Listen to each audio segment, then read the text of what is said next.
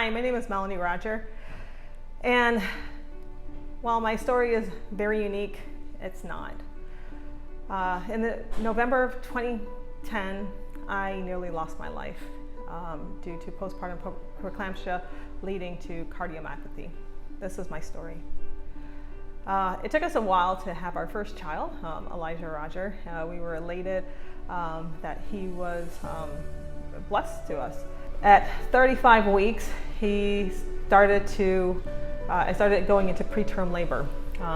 Started to contract, and for 5 days straight, I was contracting three minutes apart. Because it was so early, the doctor said they couldn't do anything to bring him early. However, on day 5, that was the day that they said that we had to have a C-section. It was something that I wasn't planning for. I was planning for a natural birth, like I think most moms. So I didn't really read up on it, of what to expect. And that day, it felt very rushed. The C-section was supposed to be for midday, and then they came in at 8 o'clock, and they told me that it was going to be the next day. Being that I was in labor for 5 days and I hadn't eaten or slept, I did push to have the baby that day. With that, like I said, it was rushed. When they took me back, they gave me my epidural block. However, my right side of my body, I still felt my leg. And I remember telling the doctors and the medical staff there that I could still feel my right side, but I was ignored. They proceeded to prep me and lay me down, and I just thought that maybe that's normal. When they started to cut into me, I felt it, and I told them, I feel that.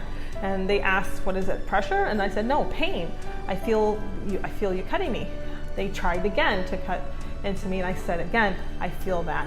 And at that point they believed, and they stopped, and they wanted to see if the baby had moved, because the reason why my son was, I was in labor earlier was because he was breached. He had turned, and that's why I had to have a C-section. So they checked to make sure that the baby was still in the breech position, and of course he was. And some time had elapsed, maybe 30, 40 minutes. And after that time had elapsed, I actually went fully numb. And I remember telling them, oh, I'm fully numb. And they laid me back down. I asked them, are they going to check me before they cut into me? They did pinch me, and I didn't feel anything. I felt safe at that moment. And they proceeded to cut into me. My husband came back. They pulled out my beautiful baby boy Elijah. We got to be acquainted, and my husband then left with my baby boy. As soon as he left with Elijah out of the operating room, my anesthesia wore off. The pain was unbearable. I remember it feeling like somebody was ripping me open from the inside out with a blowtorch. I just remember screaming uncontrollably, asking God to save my life. The doctors, they proceeded to say I was just feeling pressure, and I just screamed out, no, I'm feeling pain, I'm feeling pain. And then I just remember screaming and praying to Jesus, Jesus, please save me, please don't let me die, please don't let me die. Because they couldn't give me any narcotics because I'm allergic to it.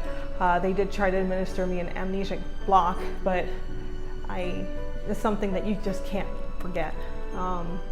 Some time elapsed, and they were able to sew me back together. They brought me back to where my baby boy was, and I just remember seeing Elijah, and I just remember thinking, as long as he's okay, that's all that matters. In the days following, my body started to swell, and I was confused because I just gave birth to an 8.5-pound baby, and I remember telling the nurses that I was swelling, and I didn't understand why. And they just said and dismissed it, saying that, oh, that's just normal. That's what happens after you have a C-section. It's normal to swell. By day 5, you should be okay and back to normal. On day 5, I had my post-op with my OBGYN, and I remember I couldn't even fit into my maternal clothes. My mom had to actually buy me like a muumuu for an extremely large person, and I had to wear my husband's sandals because my feet could not fit into any of my shoes. And I remember waddling into my doctor's office, and I told her that, I'm really swelling really badly. I don't know what's wrong with me. And she proceeded to tell me that it's normal. That's what happens after a C-section. However, that was day 5. She proceeded to take my blood pressure. She saw it was high, and she said if I was excited, and I said no. And she had me lay down for about 30 minutes, and then she took my blood pressure again, and it was still high. She told me to lay back down, and then when she took it one more time, and it was still high, and then she just dismissed it as I was being excited, and she sent me home. That night, I remember laying in bed, and I felt my heart stop. I lost all breath. I started sweating profusely, and thank God I did regain my breath. And I immediately called my sister, who's a doctor, Dr. Antoinette Davis, excellent. And she, at the time, lived in the same neighborhood as me, and she came over and she listened to my heart, and she didn't hear anything. But then she took my blood pressure, and when she took my blood pressure, it was like 230 over 138, some crazy number. And she immediately told me, "You need to get to the hospital now." And I got to the hospital, and I spent 5 days in the ICU. Thank God for the nurse that was by my side. She actually helped nurse me back to health. But it was classic textbook postpartum preeclampsia that I suffered, and because of the fluid overload, it led to my heart failure. The cardiomyopathy. Several years later, I heard about a study by Dr. Shalon Irving about disparity amongst Black women and Black moms, how they were dying at a rate 3 to 4 times higher than any other females. And the root cause was misdiagnosed postpartum preeclampsia leading to heart failure. At that moment, I realized that my story really wasn't unique. What even was more tragic is that Dr. Irving, she also got pregnant, and 3 weeks after she gave birth, she died from the same symptoms, postpartum preeclampsia leading to heart failure. The reason why heart disease is the #1 killer, because it goes undiagnosed, misdiagnosed in women all the time. Will you join me to end heart disease, or at least the misdiagnosis of this heart disease in our lifetime?